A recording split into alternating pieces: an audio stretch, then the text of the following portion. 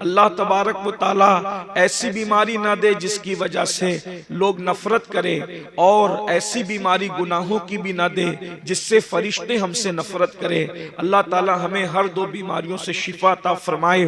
आज का उन्वान बड़ा खूबसूरत है, तहफ़्फ़ुज़े ईमान। ये बड़ा अजीम उन्वान है, बल्कि हमारी जिंदगियों का उन्वान है। सबसे पहले हमें ये महसूस करना चाहिए कि ईमान किसे कहते हैं, ईमान की डेफिनेशन क्या है, ईमान का परिचय क्या है। अगर हमें पता चल जाए कि ईमान किसे कहते हैं, जाहिर सी बात है ईमान को तहफ़्फ़ुज़ हम उसी वक्त जो है वो फराहम कर सकेंगे, हम उसी वक्त ईमान की हिफाजत कर सकेंगे जब हमें ईमान पता होगा। ईमान कहते किसे हैं, लेकिन एक सच्ची बात, आप बुरा नहीं माने तो ये कही जा सकती है, आज मेरी कौम को पता ही नहीं है कि ईमान किसे कहते हैं। हमें ईमान भी नहीं पता। जिस कौम को ईमान नहीं पता वो कौम अपने ईमान की हिफाजत कैसे करेगी। कितना बड़ा अलमिया है कि अल्लाह के बारे में क्या अकीदा रखना चाहिए, हमारी नई नस्ल को नहीं पता है। रसूलुल्लाह के बारे में अकायद क्या होना चाहिए, हमारी नई नस्ल को नहीं पता है। आखिरत के बारे में क्या अकीदा होना चाहिए, हमारी नस्ल को नहीं पता है। अगर ईमानियात के बाब में ईमान किसे कहते हैं अगर दो जुमलों में बयान किया जाए तो मैं इतना कह सकता हूं, अल्लाह के रसूल सल्लल्लाहु अलैहि वसल्लम अल्लाह की तरफ से जो कुछ लेकर के आए उसको दिल से मानना और जबान से उसका ऐलान करना, इसका नाम ईमान है। दिल से मानना और जबान से ऐलान करना, इकरार करना, इसका नाम ईमान है। हुजूर जो कुछ लेकर के आए, अपनी अक्ल का घोड़ा नहीं दौड़ाना, हुजूर जो कुछ लेकर आए हमें मानना है। और याद रखना ईमान की ताकत क्या है, ईमान की कुव्वत क्या है। बड़ी बड़ी ताकतें, हथियार की ताकतें जिसके सामने सजदा रेज है उसे ईमान कहते हैं। ईमान कितना पावरफुल है, ईमान कितना अजीम है, ये ईमान ही है। जब ईमान किसी कौम को नसीब हो जाता है तो अरब के बोरिया नशीन कैसरो किसरा के ताजदार बन जाते हैं। ईमान जब नसीब हो जाता है, ईमान जब किसी को नसीब हो जाता है तो अल्लाह अकबर, वो लोग जो नमक और काफूर में फर्क नहीं कर पाते थे वो आसमाने हिदायत के तारे बन जाते हैं। ईमान जब किसी कौम को नसीब हो जाता है तो बहरे जुल्मात में वो घोड़े दौड़ाते हैं तो घोड़ों की टापे भी अल्लाह अकबर पानी से भीगती नजर नहीं आती। इसीलिए तो इकबाल ने कहा था कि अज़ाने कभी यूरोप के कलीसियाओं में और अफ्रीका के तपते हुए सहराओं में दश्त तो दश्त है, दरिया भी न छोड़े हमने, बहरे जुल्मात में दौड़ा दिए घोड़े हमने। ईमान क्या है, अल्लाह अकबर। ईमान इतनी अजीम ताकत है कि फरिश्ते भी ईमान वालों को रश्क की निगाह से देखते हैं। ईमान इतनी अजीम कुव्वत है कि अल्लाह अकबर, दीवान गाने इश्क़े मोहम्मद को देखकर घबरा गई है गर्दिशे दौरा, कभी कभी गर्दन में हाथ डाले हैं माहो नुजुम ने, गुजरा इन हदों से मुसलमान कभी कभी। ईमान कामिल नसीब हो जाता है तो फरिश्ते बाज नीचे रह जाते हैं, मोमिने कामिल का मर्तबा उससे बुलंद हो जाता है। अल्लाह अकबर। अरे ये ईमान ही है, जब मोमिन अपनी कब्र में जाता है तो नकीरैन उसकी ताजीम करते नजर आते हैं। ईमान वाले की ताजीम सिर्फ जमीन के ऊपर नहीं होती बल्कि जमीन के अंदर भी होती है। नकीरैन जिसकी ताजीम करे उसको मोमिने कामिल कहते हैं, मेरे इमाम कहते हैं। नकीरैन करते हैं ताजीम मेरी, नकीरैन करते हैं ताजीम मेरी, फिदा हो के तुझ पे ये इज्जत मिली है। याद रखना ईमान वो कुव्वत है, ईमान वालों से कभी कोई जीत नहीं सका, ईमान वाले कभी हारे नहीं। कुरान कहता है वअंतुमुल आलौना इन कुंतुम मोमिनीन, तुम ही सरबुलंद हो, तुम ही कामयाब हो अगर तुम मोमिन हो। ईमान को समझा क्या है, ईमान की शान को समझा क्या है।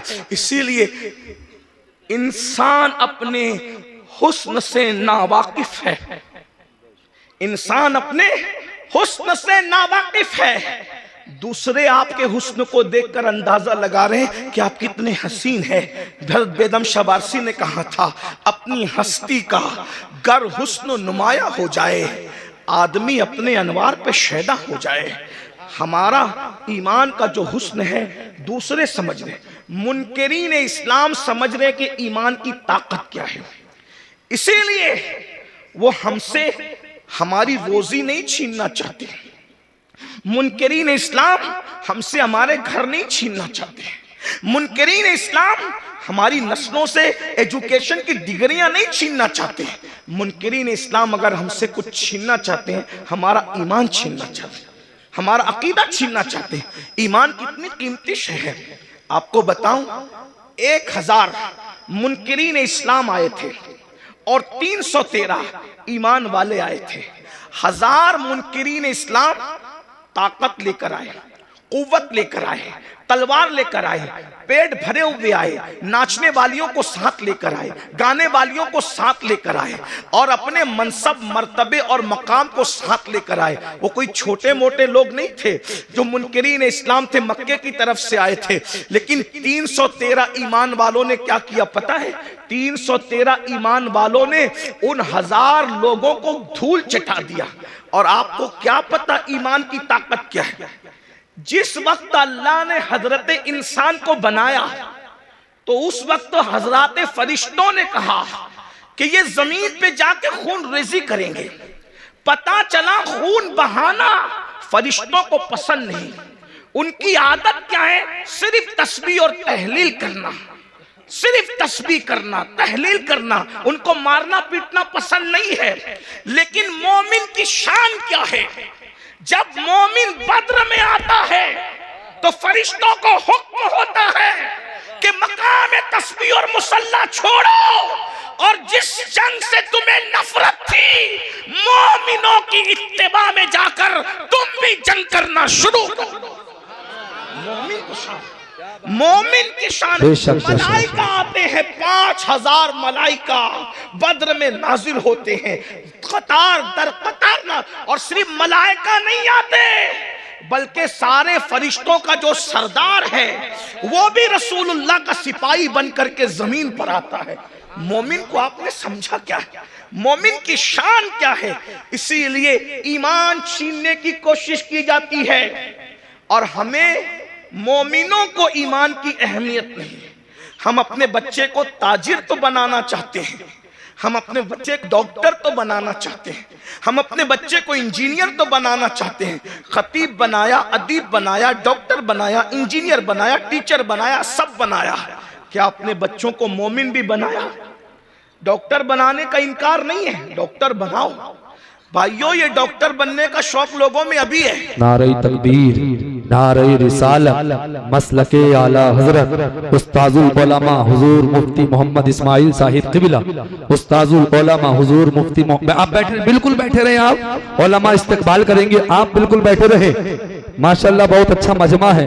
नारे तकबीर, नारे रिसालत, मसलके आला हजरत। इतनी तबीयत अलील है हजरत की, इस उम्र में भी देखिए माशाल्लाह हजरत तशरीफ ला चुके हैं। उस्ताजुल उलमा ज़ीनत मसनद इफ्ता हजरतुल अल्लाम हजरत अल्लामा हुजूर मुफ्ती मोहम्मद इस्माइल साहिब क़िबला तशरीफ ला चुके हैं। हजरत को आगे ले लें ताकि सारे लोग हजरत के नूरानी चेहरे की ज़ियारत करें। नारा लगाए मोहब्बत से, उम्र देखे हजरत की, सब जानते हैं, पूरा इलाका जानता है। नारे तकबीर, पीछे वाले भी जरा आवाज बुलंद आवाज से नारा लगाए। नारे तकबीर, नारे रिसालत, मसलके आला हजरत हुजूर मुफ्ती इस्माइल साहिब क़िबला, हुजूर सय्यद अमीनुल क़ादिरी साहिब क़िबला, उलमाए अहले सुन्नत। सुभान अल्लाह। माशाअल्लाह।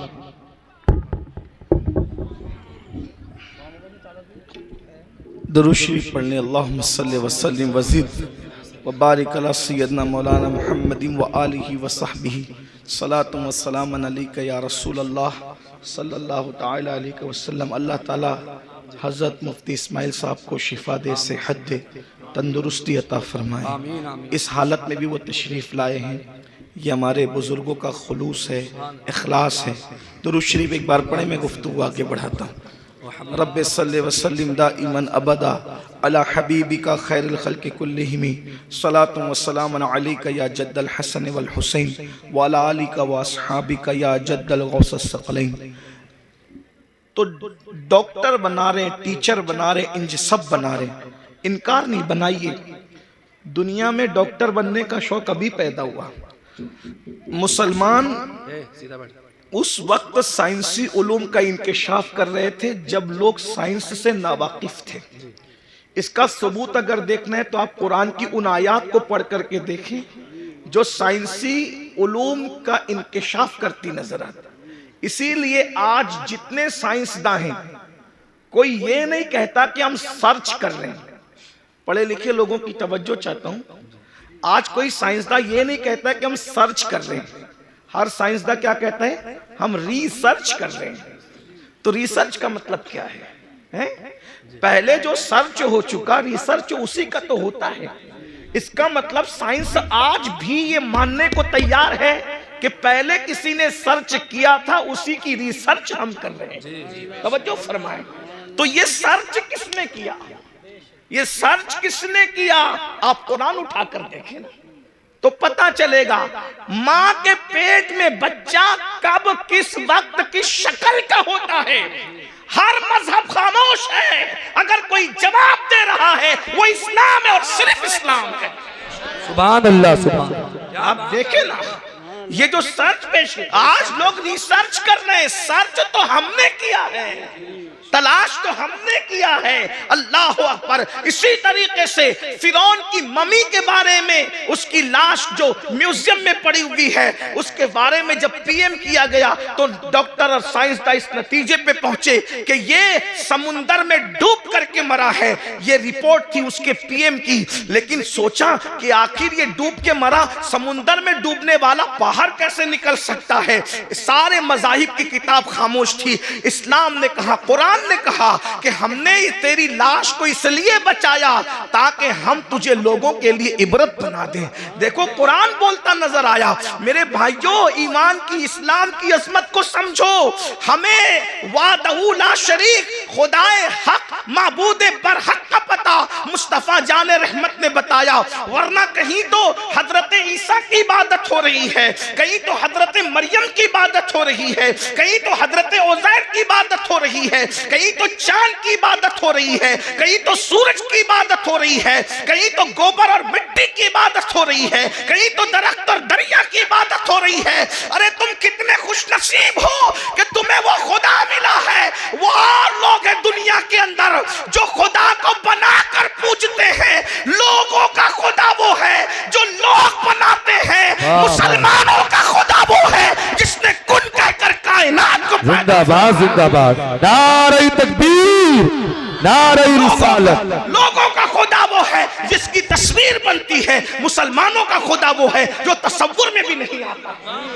औरों का खुदा तस्वीर में आता है, हमारा खुदा तसव्वुर में भी नहीं आता। हमारा खुदा इतना बुलंद है, अरे जो तसव्वुर में नहीं आता वो हमारा खुदा है। अल्लाह अकबर। और फिर लोग अजमत का अंदाजा क्या लगाएं जब मोहम्मदुर रसूलुल्लाह उसके बनाए हुए बंदे की अजमत की हकीकत को लोग न जान सके। जब उसका बंदा इतना बेमिसाल है तो वो खुदा कितना बेमिसाल बात है। जिंदाबाद, जिंदाबाद। ईमान की अहमियत को समझो। कौन सा मजहब हमें नसीब हुआ है। इसीलिए आज हम ईमान की, मुसलमान ईमान की अहमियत नहीं समझ पा रहा है। मुनकिरीन इस्लाम अहमियत समझ गए, इसीलिए वो ईमान छीनना। वो जानते हैं जब तक इनके पास ईमान रहेगा इनको ज़ेर नहीं किया जा सकता, इनको तबाह नहीं किया जा सकता, इनको बर्बाद नहीं किया जा सकता। छीन लो इनसे ईमान, चलेगा। इनके पास टोपियां रहे चलेगा, इनके पास मदरसे रहे चलेगा, इनके पास स्कूल रहे चलेगा, इनके पास जो वो सर्टिफिकेट रहे चलेगा, इनके पास ईमान नहीं रहना चाहिए। इसीलिए ईमान छीनने के लिए मंसूबे बन रहे हैं, अलग अलग मंसूबे, दाखिली मंसूबे, खारजी मंसूबे। बहुत खतरनाक चैलेंजेस का हमें सामना है। और आप आज हमें बच्चा डॉक्टर बने, इंजीनियर बने, ताजिर बने, उसका मुस्तकबिल सुधर जाए, सबको फिक्र है। अगर फिक्र नहीं है, ईमान की फिक्र नहीं है। नबियों की फिक्र क्या थी? अच्छा कुछ तो इतने देर होशियार है, कहते हैं मौलाना हमारे बच्चे थोड़ी बिगड़ेंगे। और तू कौन सा दीन पर है जो तेरे बच्चे दीन पर कायम रहेंगे? किस बिगड़ने की, सुधरने की बात करते हो? जिस कौम को कलेमा पढ़ना नहीं आता है। हमारे बुजुर्गों ने कहा कि निकाह की महफिल में जाओ तो कलेमा पढ़ाओ तो नहीं पढ़ पाते। तो जो शादी की खुशी के मौके पर काजी के पढ़ाने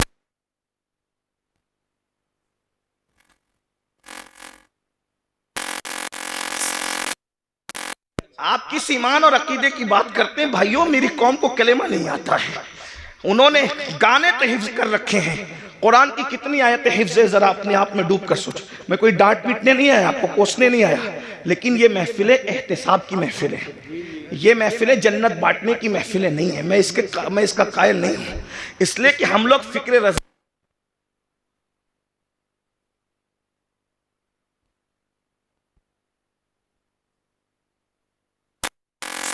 से ना वाकिफ हो, तुम इसको क्या जन्नत बांट रहे हो, बेवकूफ बनाते हो हैं? अल्लाह को हमें मुंह नहीं दिखाना है, खुदा को क्या मुंह दिखाओगे हैं? बताओ तो सही। जब वो सुन लेंगे कि मुफ्ती इस्माइल साहब के चेहरे को देख के जन्नत मिलती है, अमीनुल कादरी के चेहरे को देख के जन्नत मिलती है, मुफ्ती जलीस साहब के चेहरे को देख के जन्नत मिलती है, बेवकूफ है फिर वो फजर में उठेंगे? बेवकूफ है वो फजर में उठेंगे? नहीं मेरे भाई, हमें अपनी कौम पे इतना जुल्म नहीं करना चाहिए। जो कौम कलमा याद ना रखे वो कौम कैसे जन्नत में जाए? कुछ लोग हमसे लड़ते हैं कि तू लोगों को मायूस करता। मैंने कहा मैं मायूस नहीं करता। हम कैसे मायूस कर सकते हैं? हमारे यहाँ तो ईमान की डेफिनेशन ही है, अल ईमान व बैनल खौफ व रजा। ईमान खौफ और उम्मीद की दरमियानी कैफियत का नाम है। हम कौम को मायूस क्यों करेंगे? लेकिन जो कौम इतनी बेबाक हो चुकी हो कि बड़ी माजरत के साथ, यहाँ के हालात ऐसे नहीं होंगे लेकिन हम पूरा हिंदुस्तान घूमते हैं और बड़ी बात नहीं करते, दुनिया में भी जाते हैं हिंदुस्तान के अलावा। लोग इतने गाफिल हो गए अपने दीन से कि जिनकी निगाहें पाप से उसकी सगी साली महफूज नहीं है, उस कौम को हम चेहरे दिखा के क्या जन्नत बांटेंगे? जिस कौम की निगाह से उसकी चचाजाद बहन महफूज नहीं है, हम उस कौम को क्या जन्नत की बशारतें देंगे? मेरे भाइयों, हालात इतने दर्दनाक हैं। अब हालात तो ये है कि माज़अल्लाह बेटियां जवान हो जाए तो बाज जगह वो बाप की निगाह से महफूज नहीं है। इतनी गफलत का हाल है, खशियत इतनी उठ चुकी है, खशियत रब्बानी उठ चुकी है। मैं जानता हूं हम ग्राउंड रियलिटी के लोग हैं, हम ग्राउंड जमीनी हकायक वाले लोग हैं। हम लोग जानते हैं हालात के तकाजे को। लोग हमारे पास आकर के बातें करते हैं। बाज बच्चियां तलाक पा करके घर आई है तो बाप ने पाप की नजर डाली है, बाज जो है वो बहुएं जवान सुसर की निगाह से महफूज न रह सकी है। ये हकायक है, जमीनी हकायक ये है। मेरे भाइयों, जिस कौम खौफे खुदा इतना उठ जाए, कहां वो तकवा था, कहां वो तकवा, कहां वो तकवा कि सैयदना उमर इब्ने खत्ताब जैसी हस्ती जिन्होंने रसूलुल्लाह की ज़ियारत की है। और खौफ का आलम यह है कि चेहरे पर आंसुओं के निशान है। अल्लामा इब्नुल जौज़ी अपनी किताब में लिखते हैं कि एक मर्तबा फारूक आजम अपने घर के दरवाजे पर बैठे, फारूक आजम घर के दरवाजे पे बैठे हैं और चेहरा गली की तरफ किया हुआ है। जरा गौर से सुनना, चेहरा गली की तरफ किया हुआ है और दरवाजे पे बैठे हैं। एक सहाबी आते हैं, चले जाते हैं सलाम करके, कुछ देर के बाद आते हैं तो फारूक आजम उसी तरह दरवाजे पे बैठे हुए हैं। वो लोग भी क्या लोग थे, ये नहीं देखा कि फारूक आजम है, ये नहीं देखा उमर इब्ने खत्ताब है, ये नहीं देखा कि रसूलुल्लाह के सहाबी हैं। जब देखा कि दरवाजे की तरफ रुक करके बैठे हैं, वहां किसी की रियायत नहीं थी, क्योंकि वो लोग सबसे पहले शरीयत के मुरीद थे, बाद में किसी के मुरीद थे। वो लोग सबसे पहले शरीयत के मोतकिद थे, बाद में किसी और के मोतकिद थे। फारूक आजम को दरवाजे पे बैठा देखकर एक आम सहाबी टोकते हैं, उमर अब तुम भी दरवाजे पे बैठोगे रास्ते की तरफ मुंह करके? आप दरवाजे पर क्यों बैठे रास्ते की तरफ मुंह करके? हम तो किसी को रोक भी नहीं सकते, टोक भी नहीं सकते, इसलिए कि हमें माज़अल्लाह सुम्मा माज़अल्लाह, अल्लाह की रजा से ज्यादा किसी और की रजा प्यारी हो गई है कि उस कौम की तबाही से उस कौम को अब कोई नहीं बचा सकता। जो खालिक को तो नाराज कर सकती है मगर मखलूक को नाराज नहीं कर सकती। मेरे भाई, हाँ, अगर किसी गरीब के हाथ में सोने की अंगूठी हम देखते हैं, उसको उतरवा लेते हैं। क्या किसी काउंसलर के हाथ से भी हम अंगूठी उतरवाने की हिम्मत रखते हैं? क्या किसी मालदार के हाथ से भी हम कड़ा उतरवाने की हिम्मत रखते हैं? सारा कानून तो हमने मुंह देख करके बनाया है। बहुत माजरत के साथ, इस्लाम सिर्फ इस्लाम है, इस्लाम सिर्फ इस्लाम है, इस्लाम हकीकत है। गरीब अमीर छोटा बड़ा सबके लिए शरीयत का कानून एक है। अल्लाह अकबर, जरा गौर तो कीजिए, फारूक आजम जैसी हस्ती को टोकने वाला टोकता है। आप दरवाजे पे बैठेंगे रोड की तरफ, रास्ते की तरफ मुंह करके। फारूक आजम ने कहा अल्लाह तेरा भला करे। नाराज नहीं हुए फारूक आजम? यहां टोकने पे लोग नाराज होते हैं, फारूक आजम नाराज नहीं हुए। तो अल्लाह तेरा भला करे, ने मुझे टोका, लेकिन पूछ तो सही कि मैं दरवाजे पे क्यों बैठा हूं। दरवाजे पे बैठने की वजह क्या है? कहा क्या वजह है? कहा आज मेरी बेटी उम्मुल मोमिनीन हफ्सा मुझसे मिलने आई।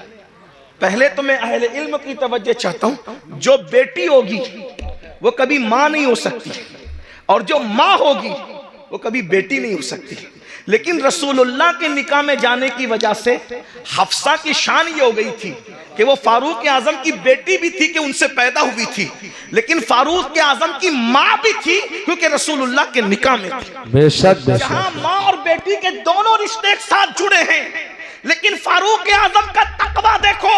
फारूक आजम कहते हैं आज मेरी बेटी हफ्सा मुझसे मुलाकात के लिए आई है और मेरी बीवी अपने मैके चली गई है, तो मैं अपनी जवान बेटी के साथ अपने कमरे में अकेला रहना पसंद नहीं करता, इसलिए मैं दरवाजे की तरफ रुक करके बैठ गया हूं अपनी बीवी के इंतजार में कि वो आए तो मैं अंदर जाऊं।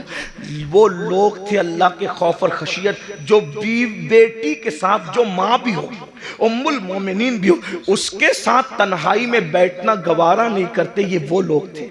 और आज क्या हो रहा है? क्या कर रहे हो?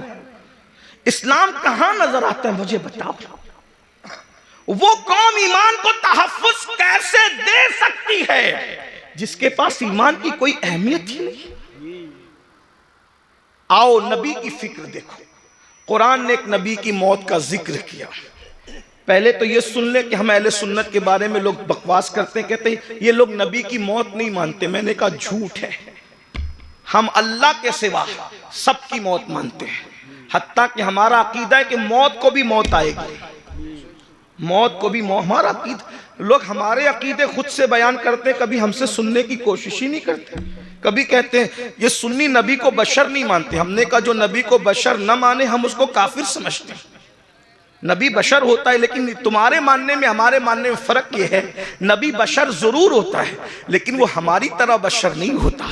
वो खैरुल बशर होता है, वो सैयदुल बशर होता है, वो रश्के बशर होता है, वो अफजलुल बशर होता है। हाँ, बल्कि लिबासे बशर में नबी को भेजकर कुदरत ने बशरियत को मेराज अता फरमा दी है। बेदम शवारसी ने कहा था अबाद भी कुछ और हमारी नजर में है, अबाद भी कुछ और हमारी नजर में है, जब से सुना है यार लिबासे बशर में है, जब से सुना है यार लिबासे बशर में है। तो नबी को मौत आती है और नबी को मौत आई। तवज्जो करना, मैं बहुत बेबाकी के साथ इसलिए बोल रहा हूं कि मेरी पुश्त पर कई मुफ्तियाने किराम बैठे हैं, कहीं पर उलमा के असातिज़ा यहां मौजूद हैं। आप भी गौर से सुनिए। नबी को मौत आई लेकिन नबी मर के मिट्टी में नहीं मिले।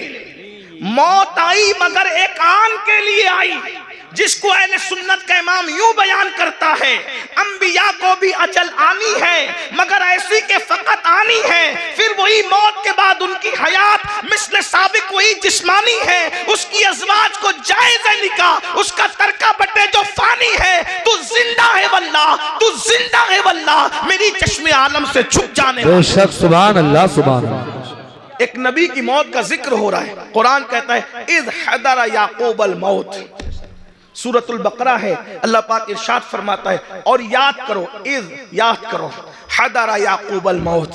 हाय हाय, कुरान बयान कर रहा है नबी की मौत को। क्या कहा? हदरा याकूब अल मौत। हदरा या मौत हाजिर हुई, मौत हाजिर हुई कहां? याकूब अलैहिस्सलाम के पास।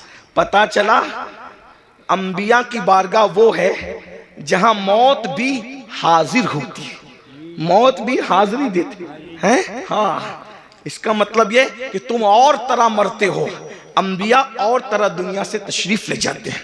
इद हद, देखिए हाजिर होने में और तशरीफ लाने में फर्क है। वैसे यूपी में बताने की जरूरत नहीं, यूपी के लोग बहुत पढ़े लिखे होते, उर्दू तो जानती हैं।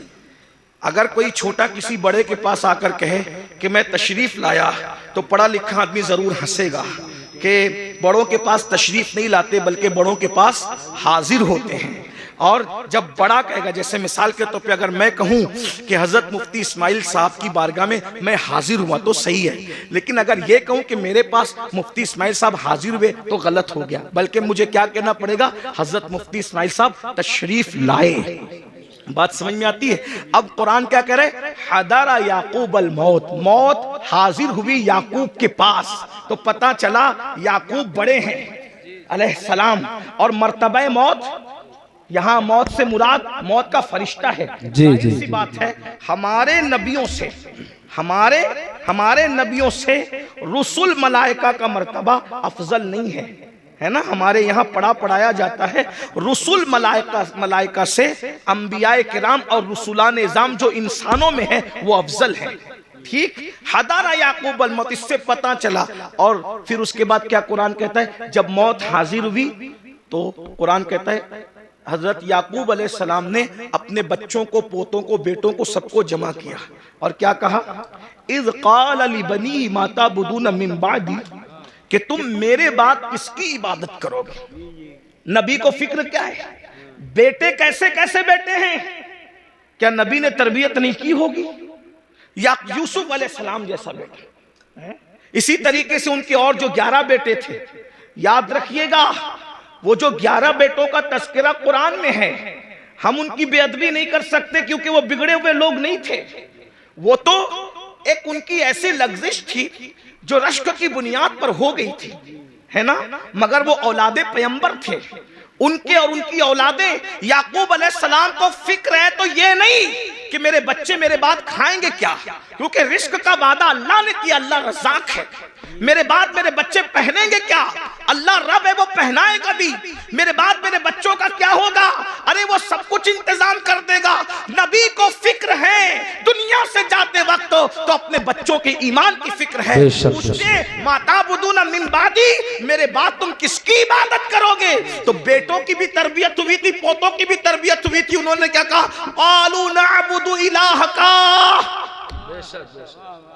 अब यहाँ तौहीद बयान हो रही है, तवज्जो करना, यहीं से ईमान, अब गुफ्तगू का आगाज होता है। ईमान असल क्या है, तौहीद असल क्या है? क़ालू नअबुदु, हम इबादत करेंगे इलाह का, जो तुम्हारा खुदा है। ये नहीं कहा अल्लाह की इबादत करेंगे, ये नहीं कहा अल्लाह की इबादत करेंगे, क्या कहा? इलाह का, आपके खुदा की इबादत करेंगे। वो इलाह आबाई का, और आपके बाप दादाओं का जो खुदा है। और फिर तशरीह आ गई, इस्माइला इब्राहिमा व इस्माइला व इसहाक, जो इब्राहिम का खुदा है, जो इस्माइल का खुदा है, जो इसहाक का खुदा है। तौहीद बयान हो रही है, मगर निरी बयान नहीं हो रही है, बल्कि तौहीद अल्लाह वालों के जरिए से बयान हो रही है। पता चला वो तौहीद शैतानी तौहीद है, जिसमें कहा जाता है अल्लाह को मानेंगे और किसी को नहीं मानेंगे। कुरानी तौहीद ये है, इलाह का व इलाह बाई का, इब्राहिम व इस्माइल व इसहाक, यानी कि जो आपका खुदा है। पता चला अगर ये कहते कि खुदा की इबादत करेंगे तो बाद में लोग ढूंढते कौन सा खुदा, कौन सा खुदा, कौन सा खुदा। लेकिन कहा इलाह का, याकूब तुम जिसकी इबादत करते रहे, हम उसी खुदा की इबादत। नारे तकबीर, नारे रिसालत, मसलके आला हज़रत, जश्न दस्तार बंदी, सुभान अल्लाह माशाअल्लाह। अब यहाँ लोग हमसे कहते हैं तुम तो सिर्फ नबी नबी नबी नबी करते रहते हो, तुम अल्लाह का जिक्र नहीं करते। मैंने कहा यह भी अल्लाह की सुन्नत है, क्या बात है? ये भी अल्लाह की सुन्नत है कि अल्लाह ने अपना तारुफ कहीं अकेले नहीं कराया जी। अपना तारुफ हमेशा अपने मकबूल बंदों के जरिए से कराया। सुभान अल्लाह। आइए मैं, चूंकि मदरसे की महफिल है, थोड़ी मुश्किल बात कर दूं, उलमा की बरकत से अल्लाह आपको समझा देगा।